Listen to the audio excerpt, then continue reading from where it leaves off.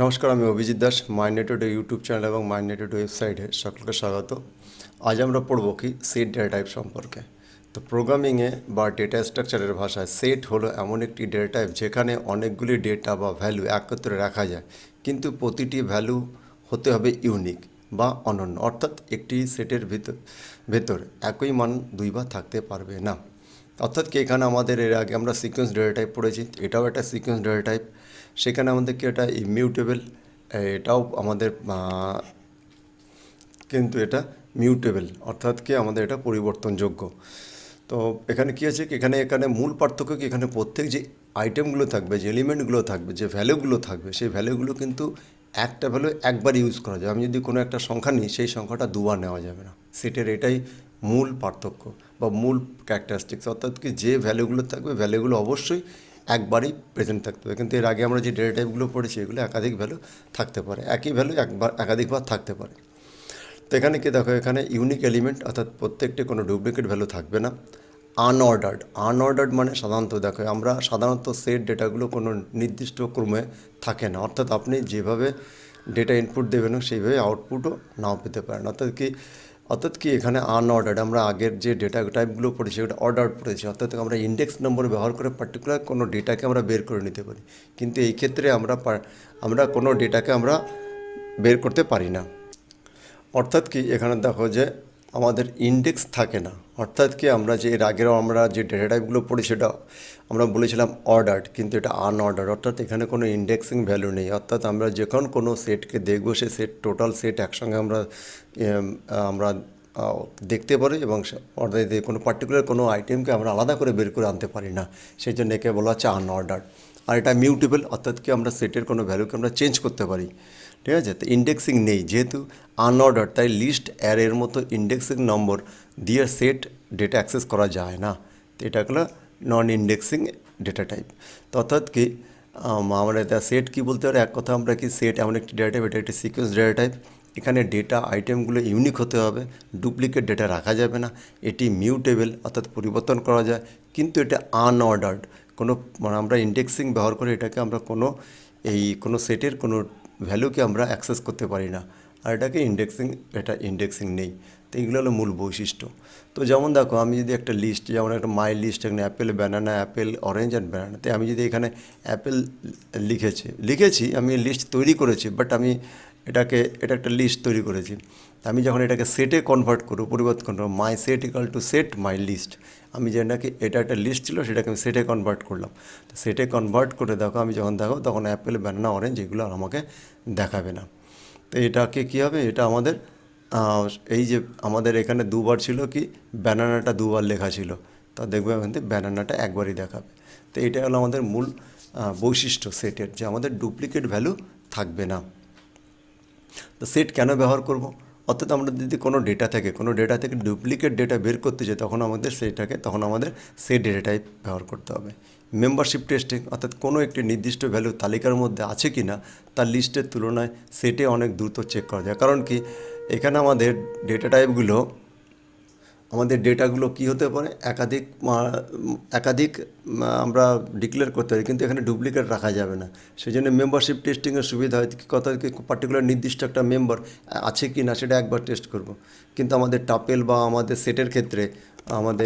বা লিস্টের ক্ষেত্রে সেখানে আমাদের কী হবে, আমাদের একাধিক ডেটা দুবার থাকতে পারে, সেই জন্য মেম্বারশিপ টেস্টিংয়ে কোনো ফেল করতে পারে, কিন্তু এখানে আমাদের মেম্বারশিপ টেস্টিংয়ে খুব সুবিধা হয়। তো গাণিতিক অপারেশন কি, এসে আমাদের মানে সেটির উপরে নির্দিষ্ট গাণিতিক অপারেশন করা যায়, যেহেতু union, intersection and set difference এগুলো কাজ করে। অর্থাৎ কি ইউনিয়ন কি, দুটো ইউনিয়ন হলো কি দুটো সেটকে একটা সেটে পরিবর্তন করে দেওয়া, তাকে বলা হচ্ছে ইউনিয়ন। আর ইন্টারসেকশন কি, যে যে এলিমেন্টগুলো এবং সেট ওয়ান সেট টু দুটোতেই আছে তাকে বলা হচ্ছে ইন্টারসেকশন। আর সেট ডিফারেন্স হলো কি, কোনো একটা সেট থেকে আর একটা সেটকে বিয়োগ করলে তাহলে সেই সেটের মধ্যে যে আইটেমগুলো আছে সেইগুলো থেকে আমরা বাদ দিয়ে দিই, তাকে বলা হচ্ছে ডিফারেন্স। তো এখানে দেখো, এখানে আমাদের সেট ক্রিয়েশন, এখানে আমরা সেট কীভাবে ক্রিয়েট করতে হবে, আমাদের সেকেন্ড ব্র্যাকেট দিয়ে আমাদের সেট ক্রিয়েট করতে হবে। মনে করি এখানে ফ্রুটস নামে একটা সেট ক্রিয়েট করা হলো, অ্যাপেল, ব্যানানা অ্যান্ড ক্যারি। এখানে নাম্বার দিয়েও আমরা কোনো একটা নাম্বার ভ্যালু সেটের নাম নিলাম নাম্বার, এবং এর মধ্যে আমরা একটা সেট ক্রিয়েট করলাম। এখন প্রিন্ট সেট ক্রিয়েট করলে আমাদের সব দেখো এখানে 4 দুবার দেওয়া আছে, 2 দুবার আছে, কিন্তু আমাদের এখানে প্রিন্ট হবে কি 1 2 3 4 একবার হবে। তা এটা হলো আমাদের দেখো আমি এটা তোমাদের প্র্যাকটিক্যাল করে দেখিয়ে দিচ্ছি। এখানে কপি করলাম এটাকে, আমরা এখানে চলে গেলাম, মনে করি এখানে পেস্ট করে দিই। তো এখানে আমরা দেখো আমি এখন কি করলাম, এই নাম্বার নামে একটা একটা সেট ক্রিয়েট করলাম, এর মধ্যে ডুপ্লিকেট ভ্যালু আমি দিয়ে দিয়েছি। যখন প্রিন্ট করব তখন দেখবে এখানে আমাদের দেখো এখানে 1 2 3 4 5 দেখাচ্ছে। আমাদের দেখো এখানে 2 দুবার ছিল, 5 ছিল, সেগুলো আমাকে আর দেখাচ্ছে না। এটা হলো কি আমাদের সেটের মূল বৈশিষ্ট্য। সেট অপারেশন, সেট অপারেশন কী কী, এখন এখন মনে করো এখন কীভাবে অপারেশন করলে কী হয় সেটা দেখাচ্ছে। তখন এ এক নামে একটা সেট 1 2 3 4, আর বি একটা সেট 3 4 5 6। দেখো এখানে 3 আছে, 4 আছে, এর মধ্যে 3 and 4 আছে। আমি যদি এটাকে দুটোকে ইউনিয়ন করি তাহলে আমাদের কি দেখাবে 1 2 3 4 5 6। তো দেখো এখানে আমাদের প্রিন্ট কি এ ইউনিয়ন বি, ঠিক আছে, এ ডট ইউনিয়ন বি করলেও আমাদের, অথবা এটা আমাদের প্রিন্ট এ আমাদের পাইপ এটা বি, অথবা এ ডট ইউনিয়ন বি করলে আমাদের 1 2 3 4 আউটপুট পাবো। তো এটা হলো আমাদের ইউনিয়ন অপারেশন। এরপরে ইন্টারসেকশন কি, এখন ইন্টারসেকশন দেখো, ইন্টারসেকশন করলে কী উত্তর পাওয়া উচিত আমাদের, দেখো এখানে 3 আর 4 পাওয়া উচিত। কারণ কি এখানে দেখো আমাদের কি আছে, এখানেও আমাদের 3 4 আছে, এখানেও 3 4 আছে। অর্থাৎ আমি ইন্টারসেকশন যখন অপারেশন করব এই এ আর বি এর মধ্যে, তখন 3 4 উত্তর পাবো।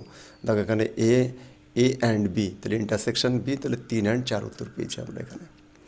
তা set difference A and B, আমি যদি মনে করো ডিফারেন্স কিন্তু দুই রকম হয়। আমি যদি এ মাইনাস বি করি, অর্থাৎ এ থেকে বি মাইনাস, অর্থাৎ কি এর মধ্যে যে ভ্যালুগুলো আছে এর মধ্যে বি এর যে ভ্যালুগুলো আছে সেগুলি বাদ।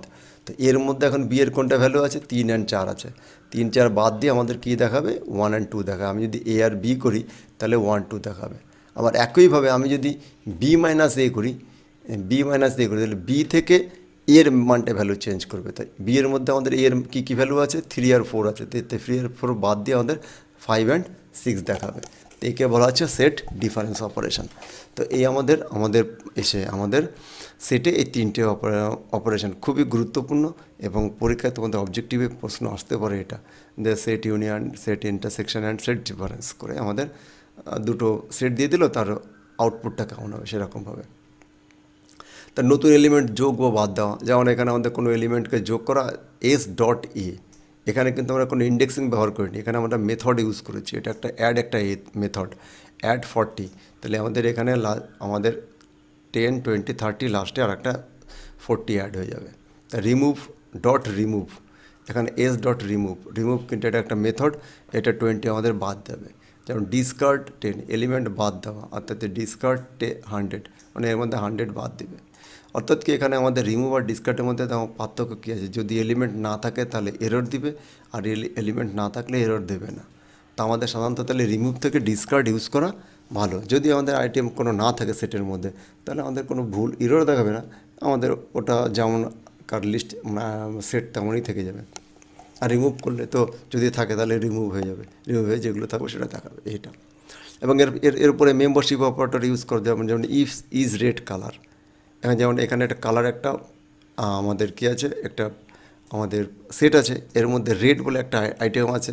আমি এখন চেক করছি ইফ রেড ইন কালার, আমি বলছি যে রেড ইন কালারের মধ্যে কি রেড আছে, যদি ইয়েস হয় তাহলে কী হবে, print yes there have red colour in the test, অর্থাৎ আমাদের এইভাবে কাজ করবে।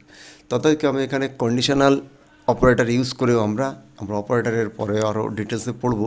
তো এখানে হয় যে ইফ অপারেটর ইউজ করে আমাদের কী করছে, কন্ডিশনাল অপারেটর, এটা ইউজ করে আমরা এর মধ্যে আমরা কোনো আইটেম আছে কিনা সেটাও আমরা চেক করতে পারি। তো এখানে মনে রাখার মতো কিছু বিষয় কী কী আছে, খালি সেট, অর্থাৎ সেট তৈরি করার পরে এমটি সেট লিখতে হয়। এখানে আমাদেরকে সেকেন্ড ব্র্যাকেট লিখলে পাইথনের সেটকে ডিকশনারিতে মনে রাখে।